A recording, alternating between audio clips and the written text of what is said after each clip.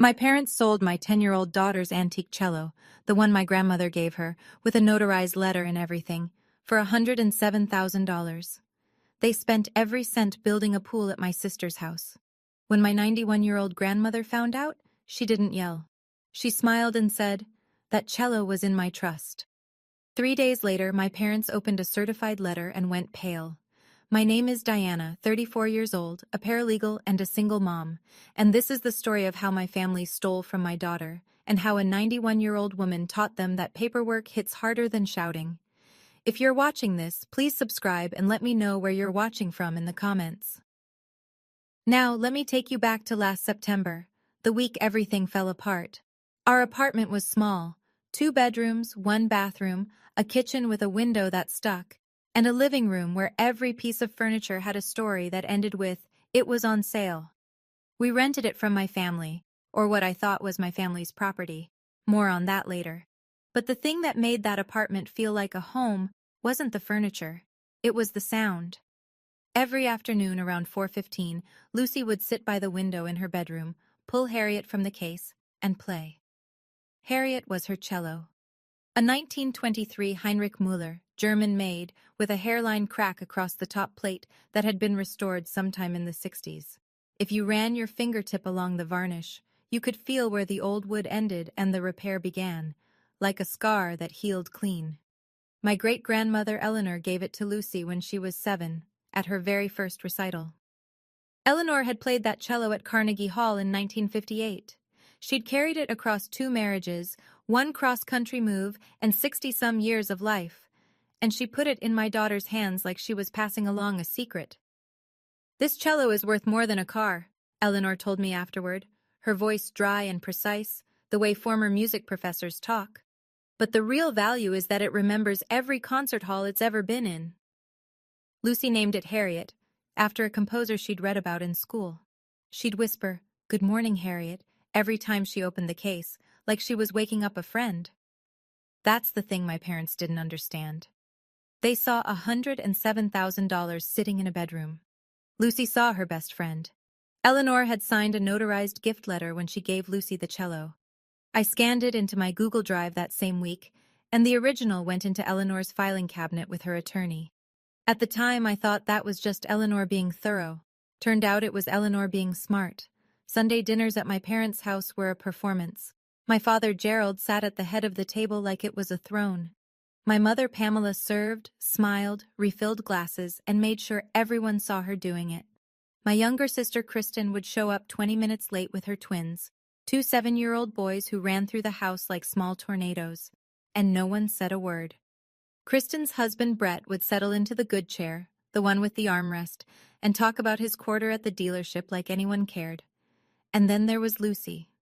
My daughter sat at the far end, in a folding chair they kept in the garage. The folding chair, for a 10-year-old. I'd asked twice for a real chair. Pamela said, "We only have 6 seats at the table, Diana. Don't be difficult." That September Sunday, 3 weeks before everything imploded, Kristen was complaining about summer. "The boys are going crazy cooped up. They need outdoor activities. Every house on our street has a pool. It's embarrassing." Pamela nodded like Kristen had just described a humanitarian crisis. "You're right, honey. The boys need space to play." Gerald grunted agreement. Lucy, sitting quietly in her folding chair, said, "Grandpa, my recital is next month. I'm playing the Elgar piece." "More cello?" Gerald didn't look up from his plate. "Why don't you try a sport, like your cousins?" Lucy went quiet. I watched her fold her napkin into a small square, the way she did when she was swallowing something too big to say. I changed the subject. I always changed the subject. What I didn't notice, what I should have noticed, was Kristen texting under the table. I caught a flash of her screen, the words pool contractor and a number with a lot of zeros. I didn't think anything of it then. I would later. The second week of September, I had to fly to Seattle for work. My firm was handling a property dispute, and the senior partner needed me on site for 3 days to pull title records and coordinate with opposing counsel's office. It wasn't glamorous. It was a courtyard Marriott and a rented Nissan and a lot of fluorescent-lit conference rooms. But it was my job, and I was good at it, and I needed the hours. Lucy had music camp the same week, a 5-day intensive at a middle school across town. They provided practice instruments so the cello would stay home. I tucked Harriet into Lucy's bedroom, closed the case, and locked her door. Not because I was worried, just habit. You protect the things that matter without thinking about it. The morning I left, my mother called. "Let me hold on to the spare key while you're gone, just in case there's an emergency." I handed it over. Pamela smiled, that tight-lipped smile she uses when she's being helpful in a way that costs her nothing. "Don't worry, honey, everything will be exactly where you left it." That was the last honest-sounding sentence she ever said to me. 2 days into my trip, my father stopped by the apartment. I know this because my next-door neighbor, Mrs. Okada, mentioned it when I got back, casually, like it was nothing. "Oh, your dad came by Tuesday. Said he was checking the pipes." She paused. "He had a dolly with him, though. Seemed like a lot for pipes."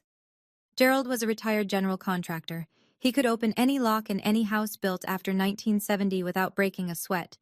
I'd always thought of that as a fun fact about my dad. It stopped being fun very quickly.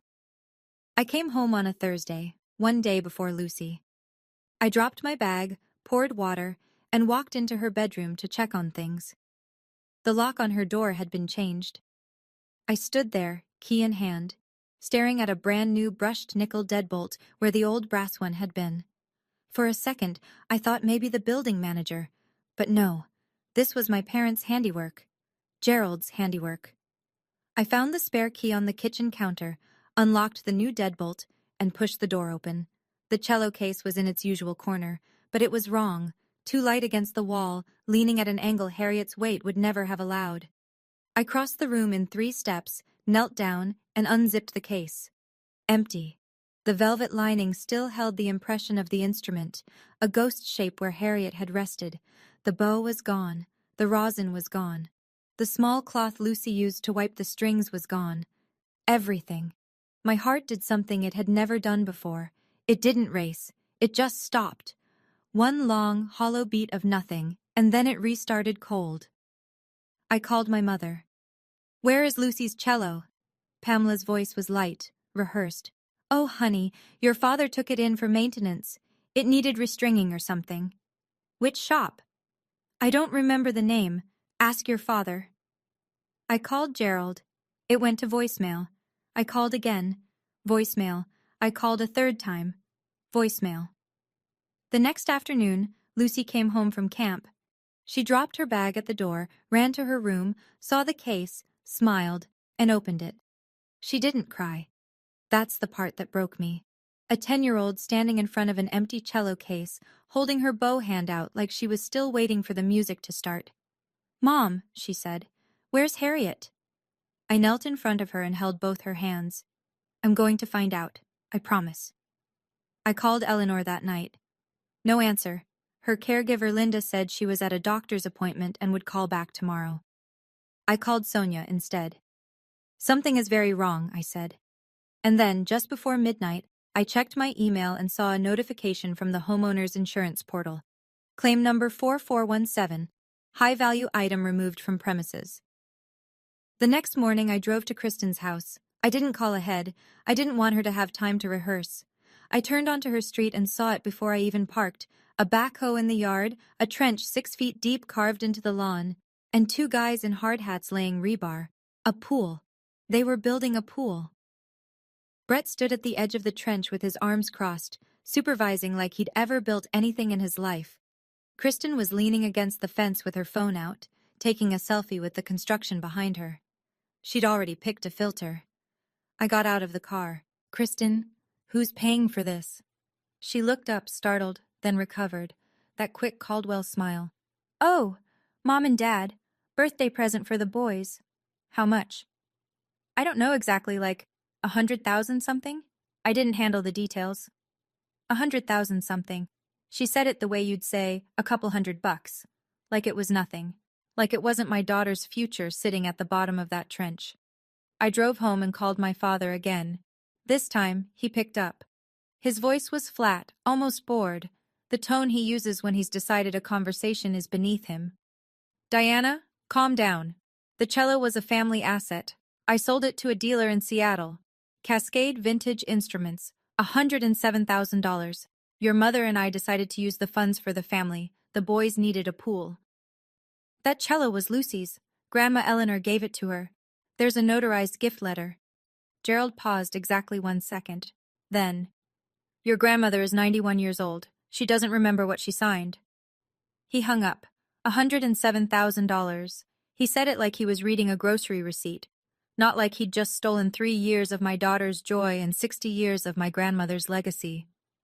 But he'd made one mistake. He gave me the dealer's name.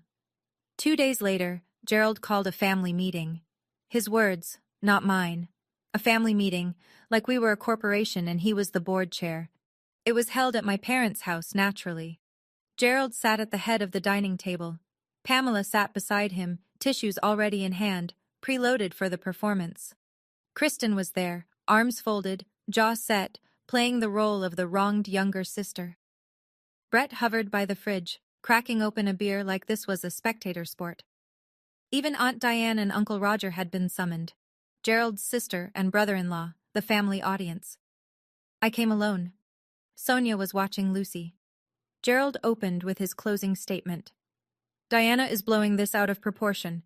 The cello was a family item, stored in a family property. We made a practical decision to use it for something that benefits all the grandchildren. Pamela dabbed her eyes. I just want fairness for everyone. Lucy can learn on another instrument. She's young, she'll adjust. Kristen leaned forward. My boys have never gotten anything from this family. Lucy has Grandma Eleanor wrapped around her finger. She has camp, she has lessons. It's not fair. Uncle Roger cleared his throat. Aunt Diane stared at her plate. Nobody looked at me. I let the room go quiet. I let the silence sit for 3 full seconds, long enough for everyone to hear the refrigerator hum. Then I said, that cello was a notarized gift to a minor. This isn't a family decision. It's theft. Gerald's face darkened. You want to talk lawyers? Fine. But remember who owns the roof over your head, Diana. I stood up. I picked up my jacket. I walked to the door. I'll remember, I said. And so will you. I left. No shouting, no tears, no scene. I had something better than a scene. I had a plan. Within 48 hours of that meeting, I received 11 phone calls. Pamela had been busy. She'd called every relative with a pulse and told them her version of events. Diana was threatening to sue her own parents over an old musical instrument. Diana was ungrateful. Diana was tearing the family apart. Aunt Diane texted first. Don't embarrass the family, Diana. This isn't who we are. Uncle Roger followed. Your parents raised you. They sacrificed. Show some respect. A cousin I hadn't spoken to in 3 years sent me a message on Facebook. Heard you're making trouble. Shame on you. 11 calls, 14 texts. Not one of them asked what actually happened. Not one asked about Lucy. Sonia came over that night. She sat at my kitchen table, scrolled through my phone, and shook her head slowly. This isn't family, she said. This is a cartel with Thanksgiving dinners. I laughed, even though nothing was funny. From the other room, I could hear Lucy practicing. Her school had lent her a student cello, a mass-produced thing with a tinny, flat sound, nothing like Harriet, but Lucy played it anyway. Scales, then arpeggios, then a halting attempt at the Elgar piece. She didn't complain. She never complained. That's the thing about Lucy. She just kept going. And that's when I decided, not with drama, not with a speech, just a quiet shift like a deadbolt turning. I opened my laptop, navigated to Google Drive, and found the file. Eleanor_gift_letter_notarized.pdf. I opened it and read every word. I, Eleanor Marie Whitfield, irrevocably gift the 1923 Heinrich Müller cello, serial number HM-1923-0447, to my great-granddaughter Lucy Ann Caldwell, to be her sole and personal property, dated, signed, notarized, stamped by the state of Oregon. I picked up my phone and dialed Eleanor's number. Grandma, I need to talk to you. About the cello. And about the house. I should tell you something about the way I grew up, because it explains why it took me this long to fight back. When I was 17, I got accepted to Portland State. Partial scholarship. I was proud. First in my family to go to a university. My father sat me down at that same dining table and said, the college fund is for Kristen. She's going to need it. You can figure it out. I worked 2 jobs for 4 years. I graduated. I paid off my student loans over 9 years. Kristen went to community college for 1 semester, dropped out, and married Brett. The college fund paid for her wedding. When my marriage ended, Lucy was 2, I called my mother for help.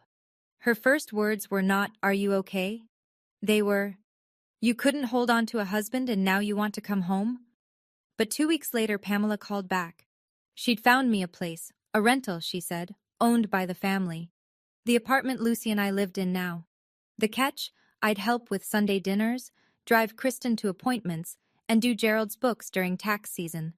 No formal agreement, just obligation dressed up as generosity. I did it. For 4 years, I did it all.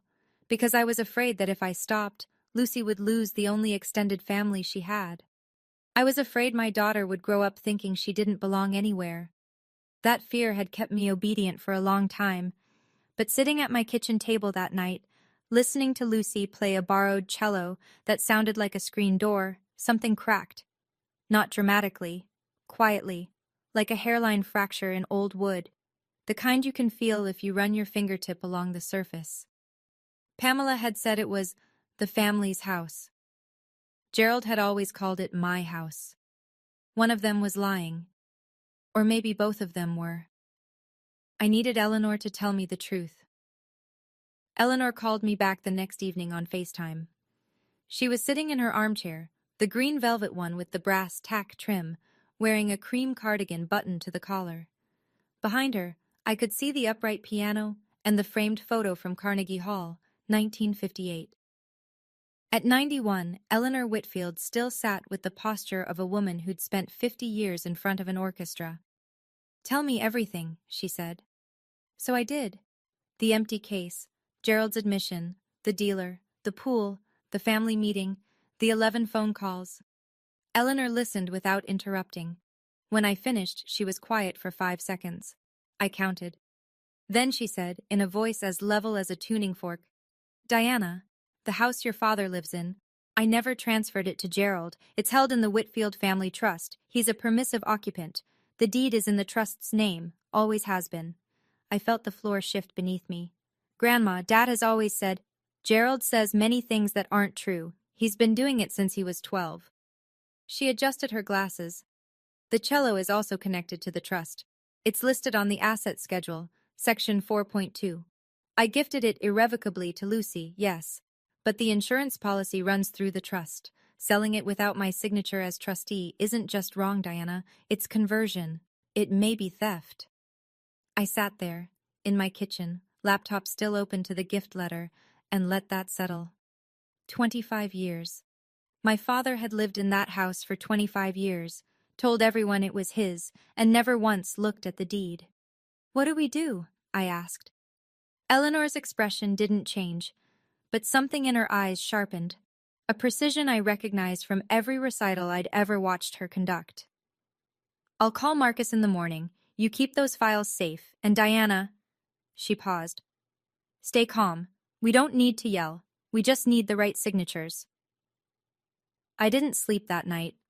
I sat at the kitchen table with my laptop, a legal pad, and 4 cups of coffee, and I did what I do best. I pulled records. First, the notarized gift letter. Already in Google Drive, time-stamped, backed up, PDF, check. Second, Gerald's texts. I scrolled back through our thread and found it. His confirmation of the sale, the amount, the dealer's name. Cascade Vintage Instruments, $107,000. I screenshotted every message, saved them with dates. Third, I searched the dealer's name. Cascade Vintage Instruments, LLC, based in Seattle. Their website had a current inventory page, and there she was. Harriet, listed under 1923 Heinrich Müller cello, German manufacture, restored. The asking price was $125,000. Gerald had sold her for $18,000 less than what she was already listed for. He hadn't even negotiated. He'd just wanted the money fast. I screenshotted the listing with a timestamp. Fourth, and this one made my hands shake, I logged into the old family Gmail account, the one my parents had set up years ago for shared bills and subscriptions. Gerald had never changed the password. In the sent folder, I found the wire transfer confirmation from their bank. $107,000, Received from Cascade Vintage Instruments LLC, deposited into the personal checking account of Gerald R. Caldwell. Not a family account, not a trust account, Gerald's checking account. He'd pocketed every cent and then distributed it however he saw fit. I saved it, backed it up, printed a hard copy. By 2 in the morning, I had a folder on my desktop labeled Receipts. 14 files, every one of them a nail. I closed my laptop and sat in the dark kitchen, listening to the hum of the refrigerator and the occasional car passing on the wet street outside. The money had gone into Gerald's account, but where had it gone from there? Did Kristen get it directly, or did Gerald pay the contractor himself? I'd find out. But first, I had one more place to look. The family Gmail was a gift that kept giving. I'd been looking for bank records, but what I found was worse, or better, depending on your perspective. In the inbox, buried under a chain of Costco coupons and dentist reminders, was an email thread between my mother and my sister. Kristen had started it. The date was September 3rd, 2 full days before I'd left for Seattle. Mom, the cello guy said he can do $107,000. That's enough for the pool and the patio. Tell Dad to do it before Diana gets back. Pamela replied 4 hours later, I'll handle Diana. She'll get over it. I read it 3 times. Then I read it a 4th time, slowly, word by word, because I needed to be sure I wasn't imagining things. Kristen had contacted the dealer. Not Gerald. Kristen. She'd gotten the quote, done the math, and told my mother to make it happen, specifically before I came home. My father was the one who walked into my daughter's room with a dolly and carried out a 90-year-old instrument. But my sister was the one who'd picked the target and set the timeline. Pamela was the cover, Gerald was the muscle, Kristen was the architect. I screenshotted the thread, every email, every timestamp. I saved them into the receipts folder, right between the wire transfer and the dealer listing. 15 files now. I called Sonia at 6 in the morning. She picked up on the second ring because she's a nurse and nurses don't really sleep. I have everything, I said. Emails, texts, transfer records, the dealer listing, all of it. Good. What now? Eleanor's calling Marcus Webb this morning, her trust attorney. Sonia paused. Diana, you've never done this before, stood up like this. I know. I looked down the hallway toward Lucy's door, but nobody's ever come for my kid before. Marcus Webb's office was on the 4th floor of a sandstone building in downtown Portland, the kind of building that smells like old paper and leather and quiet authority. I'd been in law offices before. I worked in one, but this was different. This was Eleanor's territory. Eleanor arrived in a black town car. She wore a gray wool coat, pearl earrings, and carried a folder 2 inches thick. She walked through the lobby without pausing, and the receptionist said, Good morning, Mrs. Whitfield, the way people greet someone they've known for decades. Marcus Webb was mid-50s, silver-haired, thin-framed glasses, the kind of man who looks like he's never raised his voice in his life and never needed to. He shook my hand, offered coffee, and spread the documents across his desk like a dealer laying out cards. He reviewed everything, my receipts, Eleanor's trust documents, the gift letter, the deed. Then he leaned back and laid it out in 3 clean steps. 1. The cello was an irrevocable gift to Lucy, but it's still listed on the trust's insurance schedule. Gerald selling it without Eleanor's authorization as trustee constitutes unauthorized disposal and conversion of a minor's gifted property. We file a police report. 2. We send a demand letter via certified mail. Gerald has 14 days to return the full $107,000 to the trust. If he doesn't, we file a civil suit. 3. The house. He looked at Eleanor. As trustee, you have the right to revoke permissive occupancy. Under Oregon law, Gerald is not a tenant. He's a gratuitous occupant. 30-day written notice, and he's required to vacate. Eleanor nodded once. She picked up the pen Marcus offered and signed every document he placed in front of her. Her hand trembled slightly. She was 91, but her signature was straight and sure. Marcus looked at me. Mrs. Whitfield, you have standing, documentation, and a very clean case. They have a pool they can't afford and a house they don't own.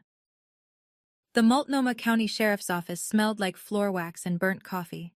I sat in a plastic chair under fluorescent lights and waited 19 minutes for a deputy to call my name. I'd brought everything: the notarized gift letter, screenshots of Gerald's texts, the wire transfer confirmation, the trust asset schedule, and the email chain between Kristen and Pamela. All printed, organized in a manila folder with labeled tabs. Paralegal habits die hard. The deputy, a calm-faced man in his 40s named Herrera, listened without interrupting. He took notes on a form. He asked questions I'd already anticipated. When was the instrument removed? Who had access? Is there documentation of ownership? I answered each one. I handed over each printout. He looked at the wire transfer confirmation for a long time. Ma'am, with the value exceeding $1,000, this falls under ORS 164.055, theft in the first degree. We'll also note conversion of property belonging to a minor. You'll receive a case number today. He handed me a card with the case number written on the back. I thanked him. He didn't blink when I told him the suspects were my parents. He'd probably heard it before. That thought made me sadder than the report itself. I sat in my car afterward in the parking lot, engine off, hands on the steering wheel. Rain was starting, that thin Portland drizzle that doesn't seem like much until you realize you're soaked. Sonia called. You okay? I just filed a police report against my parents. Silence. Then, how do you feel? I watched the rain beat on the windshield. Lucy asks about Harriet every single day. She doesn't cry about it, she just asks. Like if she keeps asking, the answer will change. I turned the key. I'm fine. Okay, I need to pause here for just a moment. Before we go on, if you've ever had someone in your family take something that belonged to your child, something that mattered, I want to hear your story. Drop it in the comments. And if you haven't hit subscribe yet, now's a good time, because what happened next? My parents had absolutely no idea what was coming. Let's keep going. Gerald found out about the police report faster than I expected. Pamela had a friend who worked at the county dispatch center. I don't know what exactly was said or how the information traveled, but by 8 o'clock that evening, my father was standing on my front porch, knocking hard enough to rattle the screen door. I opened the door but kept the chain on. Lucy was in her room with the door closed, headphones in, practicing fingerings on her borrowed cello. Gerald's face was a color I'd never seen on him, somewhere between brick red and ash gray, like his blood couldn't decide whether to boil or drain. You called the police. Not a question, a sentence. I filed a report. There's a difference. On your own parents, Diana. Your own parents. His voice was low, controlled, the way it always got right before the volume came. Let me tell you something. You live in this house because I allow it. I will change every lock on this building by tomorrow morning. You and Lucy can find somewhere else to sleep. I looked at him through the gap in the chain. He stood on my porch like he owned it, like he'd always owned it, like the ground beneath his feet was a gift he'd given himself and could take back whenever he wanted. This house isn't yours, Dad. His eyes narrowed. Excuse me? You heard me. I've lived here 25 years, and you've never once looked at the deed. He opened his mouth, closed it. His jaw worked silently, like a man chewing something that wouldn't break down. You're done, Diana. You hear me? Done. I closed the door, locked it, slid the chain into place. From Lucy's room, I could hear the faint sound of scales on a tinny cello. She was still practicing, still going. The thing about entitlement is this: it never checks paperwork. It just assumes. Pamela's counterattack came the next morning, and it came on Facebook. She posted at 7:14 a.m. I know because I checked the timestamp later when I screenshotted it. The post was a masterpiece of manipulation, the kind of thing they should teach in psychology courses as a case study. Heartbroken today. My oldest daughter is trying to sue her own parents over a piece of furniture. We gave everything to raise our girls, and this is how we're repaid. Please keep our family in your prayers. Underneath, she'd attached a photo of me at age 6, in a yellow sundress, holding an Easter basket.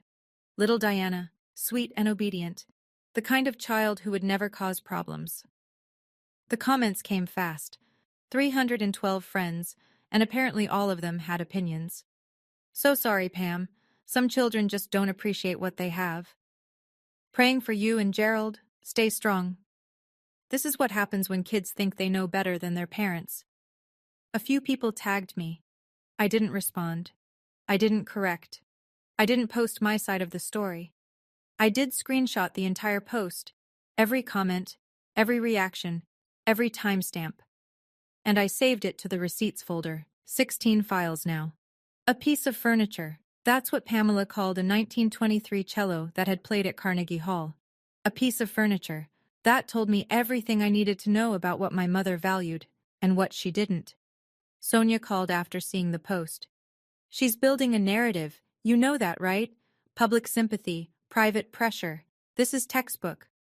I know. So what do you do? I looked at my laptop screen, where Marcus Webb's email sat in my inbox with 2 attachments, a demand letter and a 30-day notice to vacate. I let the paper do the talking.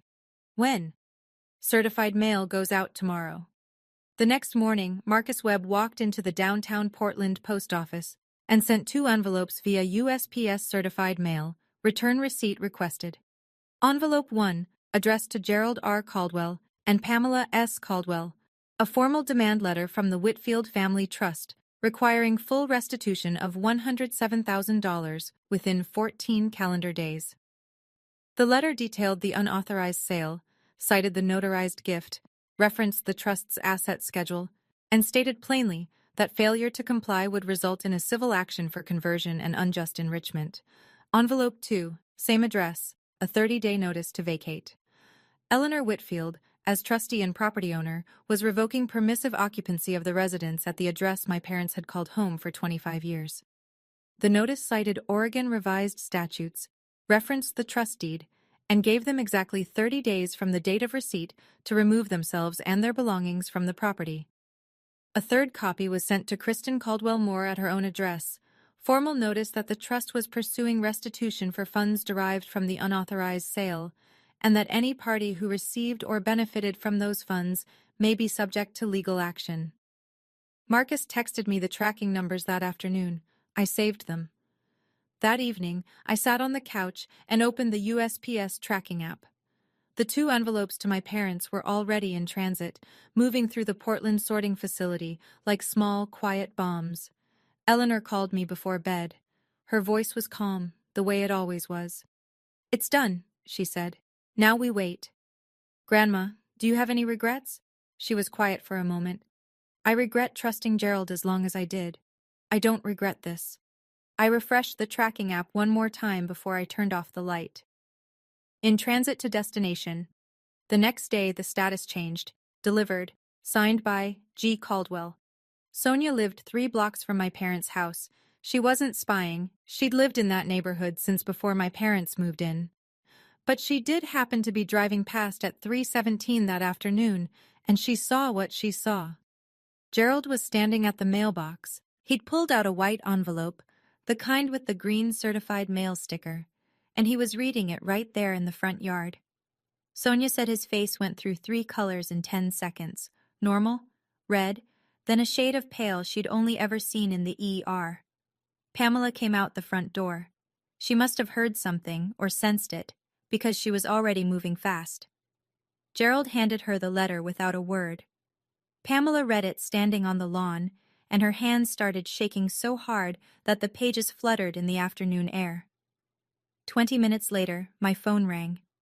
Gerald's name on the screen. His voice was different. Not commanding. Not bored. Not dismissive. Scared.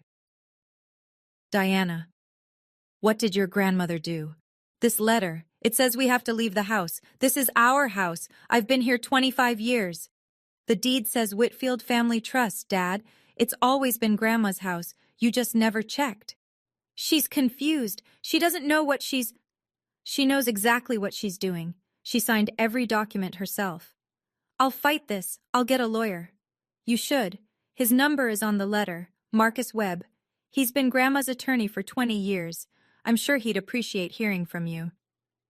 Gerald made a sound I'd never heard him make. Something between a cough and a groan, the sound of a man whose floor has just become a trapdoor. "You'll regret this, Diana." "Maybe, but Lucy won't." I hung up. I set my phone face down on the table, and I sat very still for a long time, listening to the quiet. For 25 years, My father told everyone it was his house. He never once looked at the deed. That's the thing about entitlement, it doesn't check paperwork. Gerald hired an attorney the next day, a real estate lawyer from a firm in Lake Oswego, $300 an hour type, paid with a $3,000 retainer that Gerald pulled from what was left of the cello money. The attorney did what any competent attorney would do.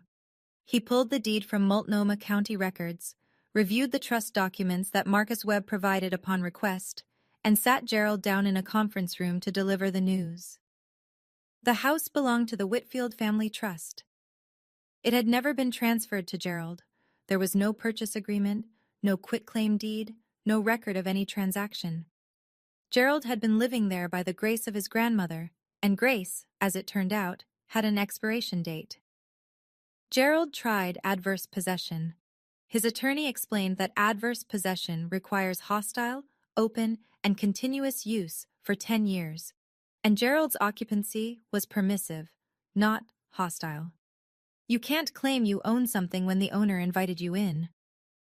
Gerald tried laches, arguing Eleanor waited too long to act. His attorney pointed out that Eleanor had acted within weeks of learning about the sale. No delay, no laches. Gerald's attorney gave him one piece of advice. Negotiate. You don't have standing to contest the eviction. Focus on the restitution. See if Mrs. Whitfield will accept a payment plan. Gerald reportedly stood up from the conference table, said something I won't repeat, and left the office without shaking hands.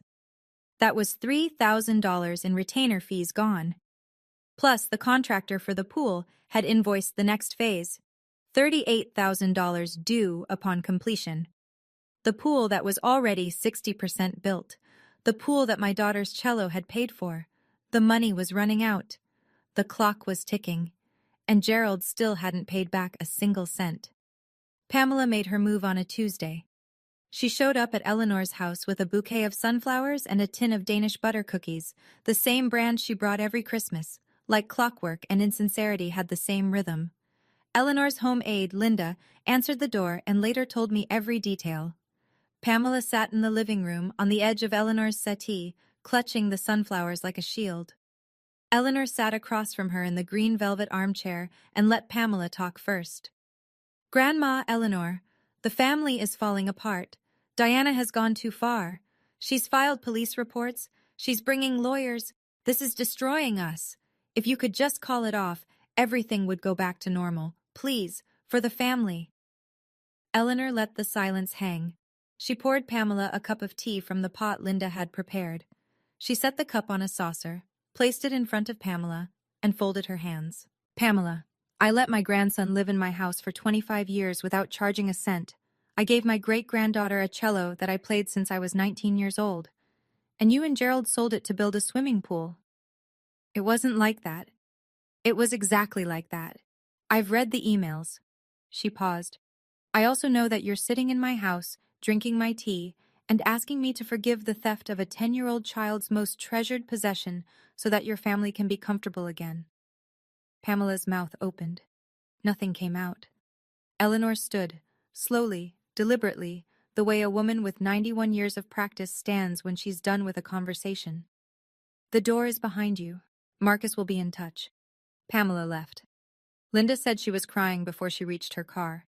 Eleanor sat back down, picked up her tea, and took a sip. Then she turned to Linda and said, That woman brought me grocery store cookies. She couldn't even bother with homemade. 14 days. That was the window Marcus gave them. 14 days to return $107,000. On day 15, Gerald sent Marcus an email. One line. The money has been spent. I don't have $107,000. No apology, no plan, no acknowledgement that the money had never been his to spend. Marcus printed the email, placed it in the case file, and did exactly what he'd said he would do. He filed a civil suit in Multnomah County Circuit Court, Eleanor M. Whitfield, trustee of the Whitfield Family Trust, versus Gerald R. Caldwell and Pamela S. Caldwell. Claims: conversion, unjust enrichment, breach of fiduciary duty regarding trust-associated assets. I was listed as guardian ad litem on behalf of Lucy. The court set a hearing date 6 weeks out. Fast-tracked, Marcus said. because a minor's property was involved and the documentation was comprehensive. A judge had reviewed the initial filing and found enough merit to expedite. But before the hearing, there was the matter of service. A process server arrived at my parents' house on a Thursday afternoon at 4:45 p.m. The timing wasn't accidental. It was the hour when most of the neighbors were pulling into their driveways, getting the mail, walking the dog. The server knocked. Gerald opened the door. "Gerald Caldwell?" "Yes." "You've been served, sir. Have a good day." The server handed him the papers, turned, and walked back to his car. Gerald stood in the doorway holding a blue-backed legal complaint, and behind him, through the screen door, Pamela's face appeared, white as the curtain she was gripping. Mrs. Okada from next door was watering her roses. She saw everything. She told Sonia, and Sonia told me. The neighborhood was starting to talk. The family image my parents had spent 30 years constructing was cracking along every seam. Kristen's turn came next, and it arrived not from me or from Eleanor, but from the pool contractor. The contractor, a company called Pacific Edge Pools, had been watching the situation. Word travels fast in the trades, and when a client's father-in-law gets served with a lawsuit for $107,000, contractors pay attention. They called Kristen. "Mrs. Moore, we need a written guarantee for the remaining balance, $38,000 due on completion." "Kristen, my parents are handling it. Your parents are being sued for $107,000. We need the guarantee from you." Kristen and Brett didn't have $38,000. They didn't have half of that. Brett's credit was maxed from the new truck he'd bought in June, the one he drove to the dealership where he sold cars he couldn't afford himself. They tried a home equity line. Denied. They tried a personal loan. Denied. Pacific Edge Pools filed a mechanic's lien on Kristen's property for the unpaid balance. Kristen called me, and for the first time in this entire ordeal, she was sobbing. "Are you happy now? The family is destroyed because of you. My house has a lien on it. Brett is talking about leaving. Are you satisfied?" I let her finish. I waited until the only sound was her breathing. "Kristen, you sent Mom an email on September 3rd telling her to sell Lucy's cello before I got home. You picked the target. You set the timeline. You calculated that $107,000 would cover the pool and the patio." Dead silence. "Everything that is happening to you right now started with that email. Not with me." She hung up. I felt nothing. Not satisfaction. Not guilt. Just the flat, clear sense of a ledger being balanced. 1 week later, Brett Moore filed for legal separation. He wanted no part of the debt. "All right, we're getting to the part everyone's been waiting for. But before we do, if this story is hitting close to home, you're not alone. Hit that like button so more people can find this, and share it with someone who needs to hear it today. Stick around, because the courtroom scene is next. My father's face was something I will never forget. Here we go. Multnomah County Courthouse. 3rd floor. Courtroom 3B. It smelled like old wood and recycled air, and the overhead lights gave everything a faintly yellow cast, like a photograph that's been sitting in a drawer too long. I sat on the left side of the gallery, next to Marcus Webb. Eleanor sat beside me, back straight, hands folded over her gray wool coat. She looked like she'd been sitting in courtrooms since before the building was built.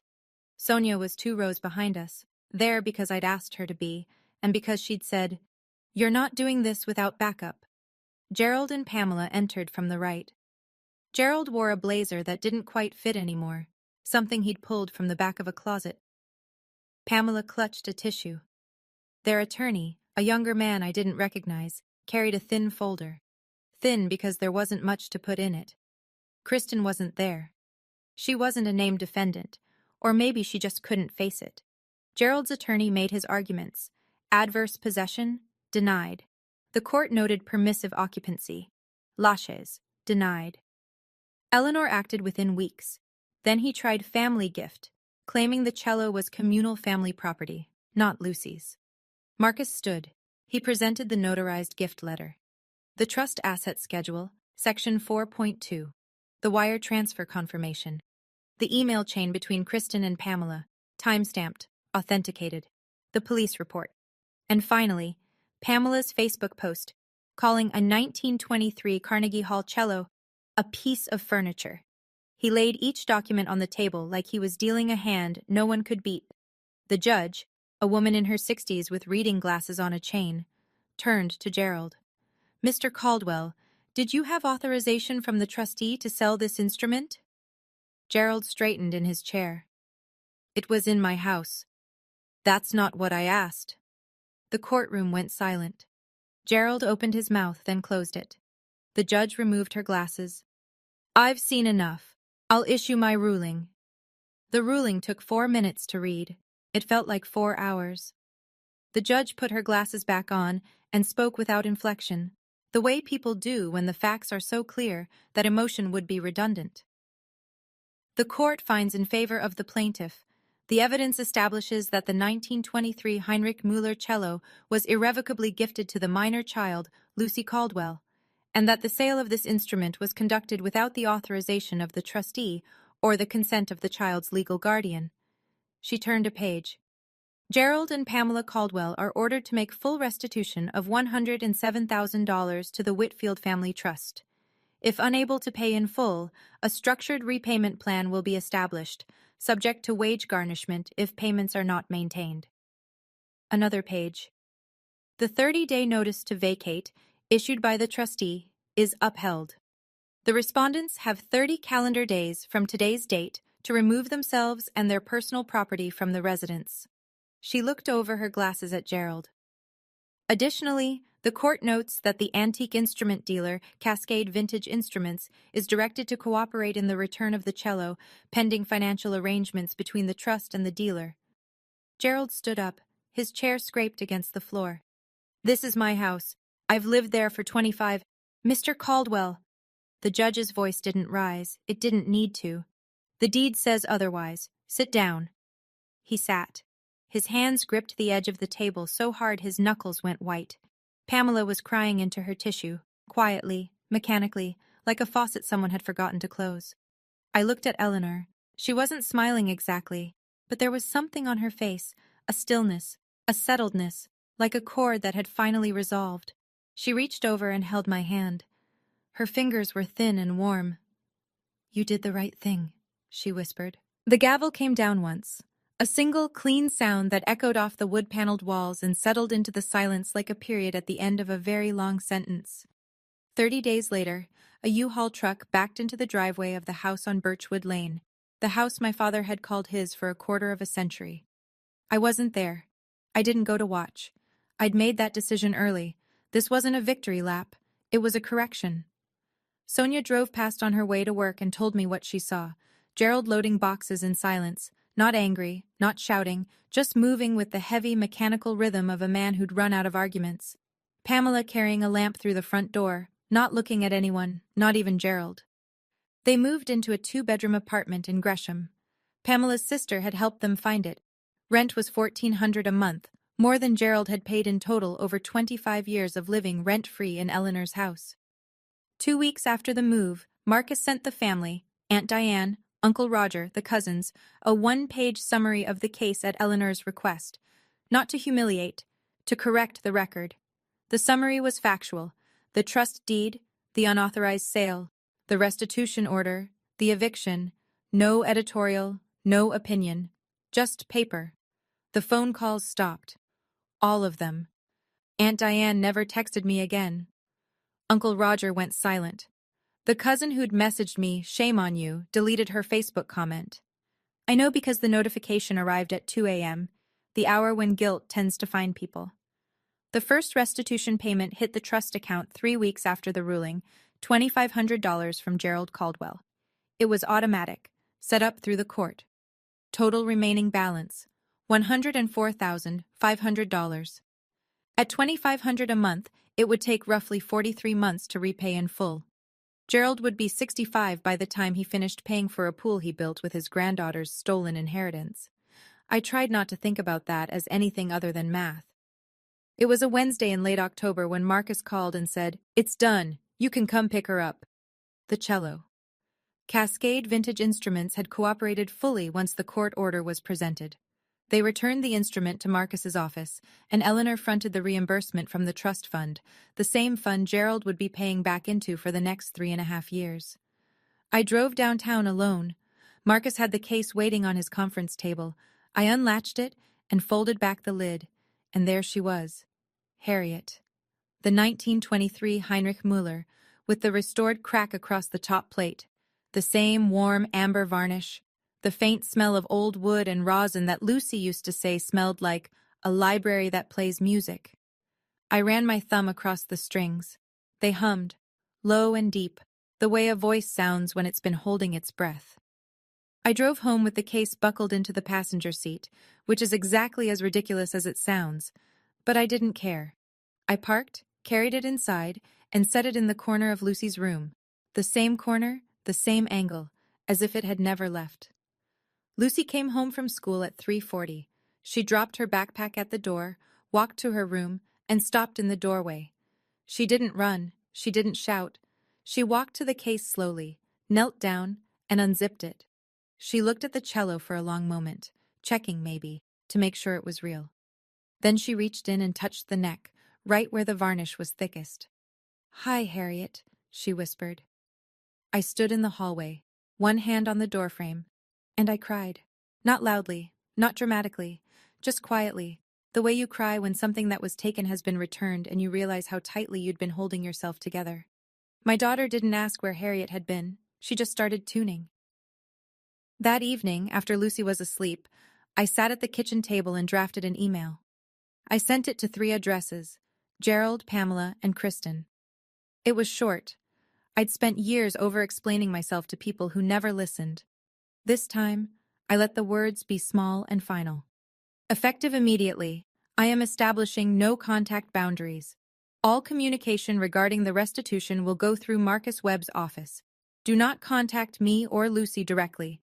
I wish you well, but I need to protect my daughter and myself. Gerald replied within the hour. One sentence.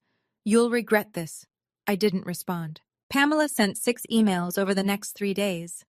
Long, winding messages full of scripture quotes, childhood memories, and sentences that started with, "After everything we've done for you." I didn't open a single one. I forwarded them to Marcus unopened and asked him to flag anything legally relevant. Kristen sent one text message, 4 days later. "I'm sorry." I read it. I sat with it. I didn't reply. Not out of cruelty, out of honesty. I wasn't ready to forgive, and I wasn't going to pretend I was. Maybe someday. Maybe not. That was allowed. The next Saturday, I went to the hardware store on Burnside and bought a new deadbolt. A Schlager. Brushed nickel, top of the line. I installed it myself. I wasn't as good at it as Gerald the contractor, but it locked, and that was enough. 2 keys, one for me, one for Lucy, nobody else. That night, I stood at the front door and tested the lock 3 times. Each time it clicked, something inside me settled a little deeper. Family is not a debt you inherit, and a locked door isn't cruel, it's a boundary. 3 months after the ruling, Saturday afternoons became ours. Every week, Lucy and I would drive to Eleanor's house, a craftsman bungalow on a tree-lined street in southeast Portland, with a front porch that sagged in exactly the right way and a garden that Eleanor still supervised from her window.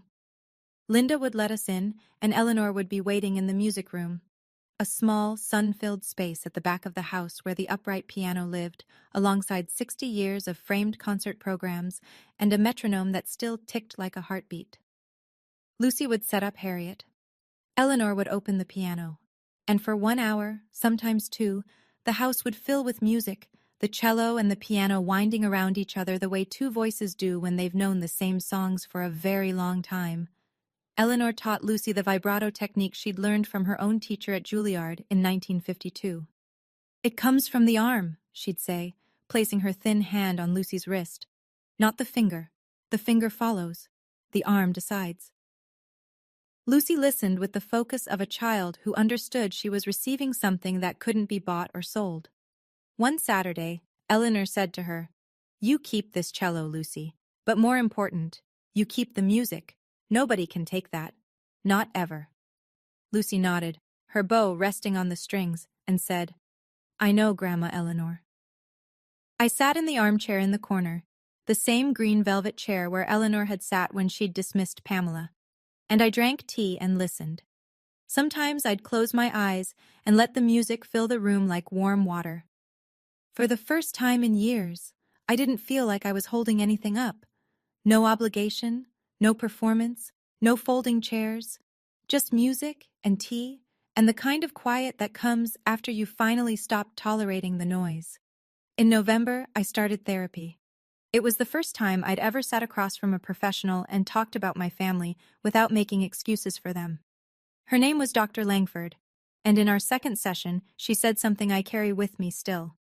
Diana, setting a boundary isn't a betrayal. It's the first honest thing you've done in a family that rewarded dishonesty. I sat with that for a long time. Here's where things stood 5 months after the court ruling. Gerald had paid $12,500 into the trust, 5 monthly payments of $2,500. He had $94,500 left.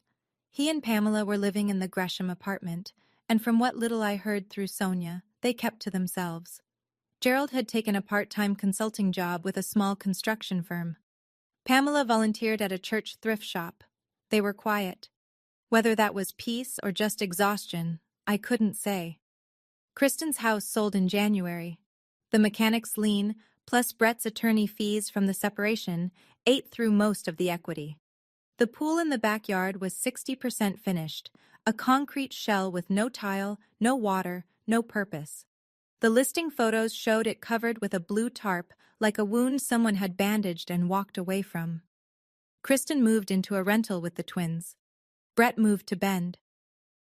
Eleanor's house, the one on Birchwood Lane, sat empty for a month after Gerald left. Then Eleanor offered it to me and Lucy. $1 a month. It's still in the trust, she said. But it should have someone playing music in it. Lucy was accepted into the Portland Youth Symphony in October. She was the youngest cellist in the ensemble. Her audition piece was the Elgar Cello Concerto, the same piece Eleanor had played at Carnegie Hall in 1958. I looked at our life, the therapy, the house, the orchestra, the quiet Saturday afternoons, and I thought, I didn't lose my family. I lost the version of family that was never really mine. What I kept was better. December. Portland Youth Symphony Winter Recital. Arlene Schnitzer, Concert Hall. The lobby smelled like wet wool and perfume, and the particular electricity of a room full of parents trying to find their seats. I was in row 5, center section. Eleanor sat to my left, wearing her gray wool coat and the pearl earrings she'd had since the 60s. Her posture was immaculate. Sonia was on my right, already recording on her phone even though the lights hadn't dimmed yet. The hall went dark. The stage lights came up, warm amber, the same color as Harriet's varnish. Lucy walked out from the wings. She was wearing a black dress we'd picked out together at a consignment shop on Hawthorne. Her hair was pulled back. She held the cello by the neck, carefully, the way you carry something that's both fragile and unbreakable. And she sat down, adjusted the end pin, and placed the bow across the strings. She didn't look nervous. She looked ready. The conductor raised his baton. The orchestra breathed in, and Lucy began to play. The Elgar Cello Concerto, first movement. The same piece Eleanor had played at Carnegie Hall in 1958 on the same instrument, 66 years apart. The sound filled the hall, deep and warm and aching, the way a cello always sounds when it's telling you something that words can't reach. I closed my eyes. I let it wash over me. Every fight, every document, every phone call, every locked door. And I let it all go quiet. Eleanor reached over and took my hand. She squeezed once. She didn't say anything. She didn't need to. The music ended. The hall erupted. 800 people applauding. But the sound I'll remember most is the one just before. The last note, hanging in the air like a held breath, before Lucy lowered her bow and smiled. Not a performer's smile. A kid's smile. The smile of a 10-year-old who knows she's safe. I sat there, finally still. Not because the fight was over, but because the right people were in the right seats. Thank you so much for staying until the very end. If Diana's story reminded you that setting boundaries, even with the people who raised you, is not betrayal, it's survival, then give this video a like. Subscribe if you haven't, and check the description below for another story about a mom who discovered her family had been hiding a house from her for 15 years. I'll see you in the next one. Stay safe, protect your people, and remember, you don't owe anyone your peace. Wherever this story takes you, I hope you carry this with you. Protecting your child is never making drama. Sometimes the quietest thing you do is the strongest. And a locked door isn't cruel, it's just a boundary with a key.